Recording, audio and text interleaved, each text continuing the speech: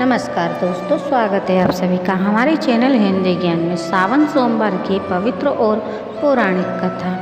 सावन सोमवार की कथा के अनुसार अमरपुर नगर में एक धनी व्यापारी रहता था। दूर दूर तक उसका व्यापार फैला हुआ था। नगर में उस व्यापारी का सभी लोग मान सम्मान करते थे। इतना सब कुछ होने पर भी वह व्यापारी अंतर मन से बहुत दुखी था, क्योंकि उस व्यापारी का कोई पुत्र नहीं था।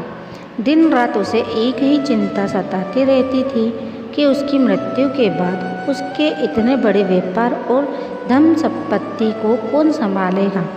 पुत्र पाने की इच्छा से वह व्यापारी प्रतिदिन सोमवार भगवान शिव की व्रत पूजा किया करता था।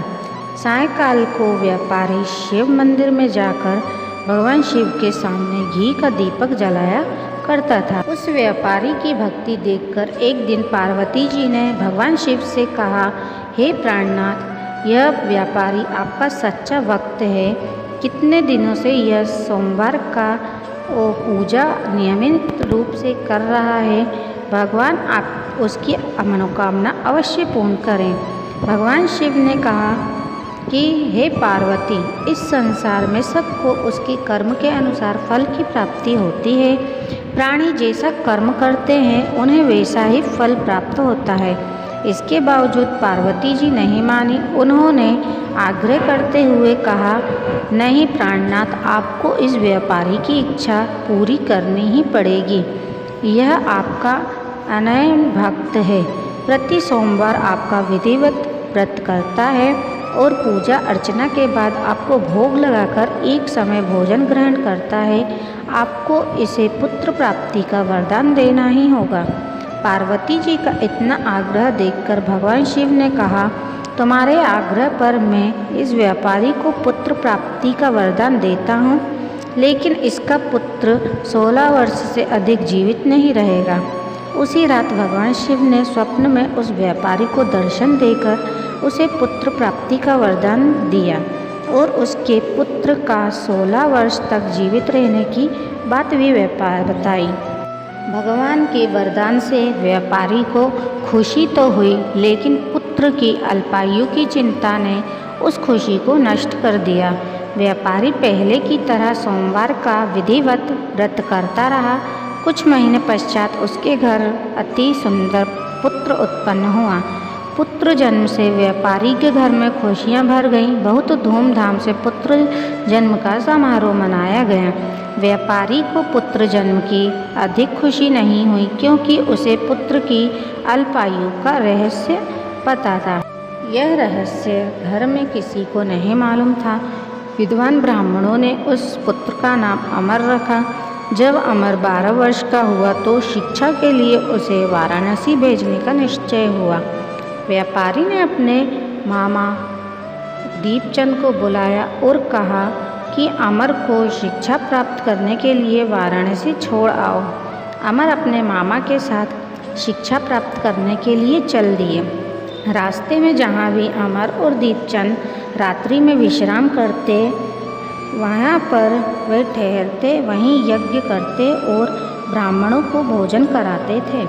लंबी यात्रा के बाद अमर और दीपचंद एक नगर में पहुँचे। उस नगर के राजा की कन्या का विवाह की खुशी में पूरे नगर को सजाया गया था। निश्चित समय पर बारात आ गई, लेकिन वर का पिता अपने बेटे के एक आँख से काने होने के कारण बहुत चिंतित था। उसे इस बात का भय सता रहा था कि राजा को इस बात का पता चलने पर कहीं वे विवाह से इनकार न कर दें, इससे उसकी बदनामी होगी। वर के पिता ने अमर को देखा तो उसके मस्तिष्क में एक विचार आया। उसने सोचा, क्यों ना इस लड़के को दूल्हा बनाकर राजकुमारी से विवाह करा दूं।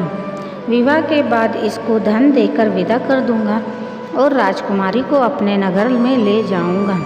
वर के पिता ने इसी संबंध में अमर और दीपचंद से बात की। दीपचंद ने धन मिलने के लालच में वर के पिता की बात स्वीकार कर ली। अमर को दूल्हे के वस्त्र पहनाकर राजकुमारी चंद्रिका से विवाह करा दिया गया। राजा ने बहुत सा धन देकर राजकुमारी को विदा किया। अमर जब लौट रहा था तो सच छिपा नहीं सका और उसने राजकुमारी की ओढ़नी पर लिख दिया, राजकुमारी चंद्रिका, तुम्हारा विवाह तो मेरे साथ हुआ था। मैं वाराणसी में शिक्षा प्राप्त करने जा रहा हूँ। अब तुम्हें जिस नवयुवक की पत्नी बनना पड़ेगा वह कान्हा है। जब राजकुमारी ने अपनी ओढ़नी पर लिखा हुआ पढ़ा तो उसने काने लड़के के साथ जाने से इनकार कर दिया। राजा ने सब बातें जानकर राजकुमारी को महल में रख लिया। उधर अमर अपने मामा दीपचंद के साथ वाराणसी पहुंच गया। अमर ने गुरुकुल में पढ़ना शुरू कर दिया। जब अमर की आयु 16 वर्ष की पूरी हुई तो उसने एक यज्ञ किया। यज्ञ की समाप्ति पर ब्राह्मणों को भोजन कराया और खूब अन्न वस्त्र दान किए। रात्र को अमर अपने शयन कक्ष में सो गया। शिव के वरदान के अनुसार शयनावस्था में ही अमर के प्राण पखेरु उड़ गए। सूर्योदय पर मामा अमर को मृत लेकर रोने पीटने लगा। आसपास के लोग भी एकत्र होकर दुख प्रकट करने लगे। मामा के रोने का विलाप करने के स्वर समीप से गुजरते हुए भगवान शिव और माता पार्वती ने भी सुना। पार्वती जी ने भगवान से कहा, हे प्राणनाथ, मुझसे इसके रोने के स्वर सहन नहीं हो रहे। आप इस व्यक्ति के कष्ट को अवश्य दूर करें। भगवान शिव ने पार्वती जी के साथ अदृश्य रूप में समीप जाकर अमर को देखा तो पार्वती जी से बोले, पार्वती, यह तो उसी व्यापारी का पुत्र है। मैंने इसे 16 वर्ष की आयु का वरदान दिया था। इसकी आयु तो पूरी हो गई। पार्वती जी ने फिर भगवान शिव से निवेदन किया, हे प्राणनाथ, आप इस लड़के को जीवित करें, नहीं तो इसके माता पिता पुत्र की मृत्यु के कारण रो रो के अपने प्राणों को त्याग कर देंगे।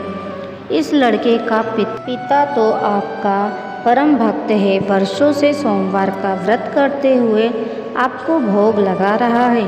पार्वती जी के आग्रह करने पर भगवान शिव ने उस लड़के को जीवित होने का वरदान दे दिया और कुछ ही पल में जीवित होकर उठ बैठा। शिक्षा प्राप्त करने के बाद अमर मामा के साथ अपने नगर की ओर चल दिया। दोनों चलते हुए उसी नगर जा पहुँचे जहाँ अमर का विवाह हुआ था। उस नगर में भी अमर ने यज्ञ का आयोजन किया। समीप से गुजरते हुए नगर के राजा ने यज्ञ का आयोजन देखा। राजा ने अमर को तुरंत पहचान लिया। यज्ञ समाप्त होने पर राजा अमर और उसके मामा को महल में ले गया और कुछ दिन उन्हें महल में रखकर बहुत सा धन वस्त्र देकर राजकुमारी को साथ विदा किया। रास्ते में सुरक्षा के लिए राजा ने बहुत से सैनिकों को भी साथ भेजा। दीपचंद ने नगर में पहुंचते ही एक दूत को घर भेजकर अपने आगमन की सूचना भेजी। अपने बेटे अमर के जीवित वापस लौटने की सूचना से व्यापारी बहुत प्रसन्न हुआ। व्यापारी ने अपनी पत्नी के साथ स्वयं को एक कमरे में बंद रखा था। भूखे प्यासे रहकर व्यापारी और उसकी पत्नी बेटे की प्रतीक्षा कर रहे थे। उन्होंने प्रतिज्ञा कर रखी थी कि यदि उन्हें अपने बेटे की मृत्यु का समाचार मिला तो दोनों अपने प्राण त्याग देंगे।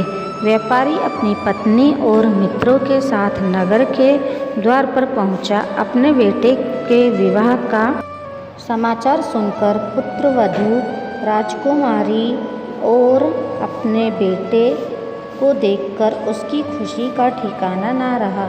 उसी रात भगवान शिव ने व्यापारी के स्वप्न में आकर कहा, हे श्रेष्ठी, मैंने तेरे सोमवार के व्रत करने और व्रत कथा सुनने से प्रसन्न होकर तेरे पुत्र को लंबी आयु प्रदान की है। व्यापारी बहुत प्रसन्न हुआ।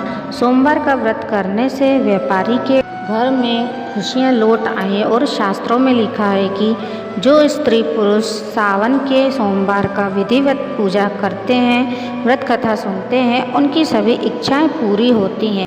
उम्मीद करती हूँ दोस्तों आज की कहानी आप लोगों को पसंद आई हो। आज की यदि कहानी पसंद आई हो तो वीडियो को लाइक कीजिए, शेयर कीजिए और चैनल को सब्सक्राइब करना ना भूलें। बाय बाय दोस्तों।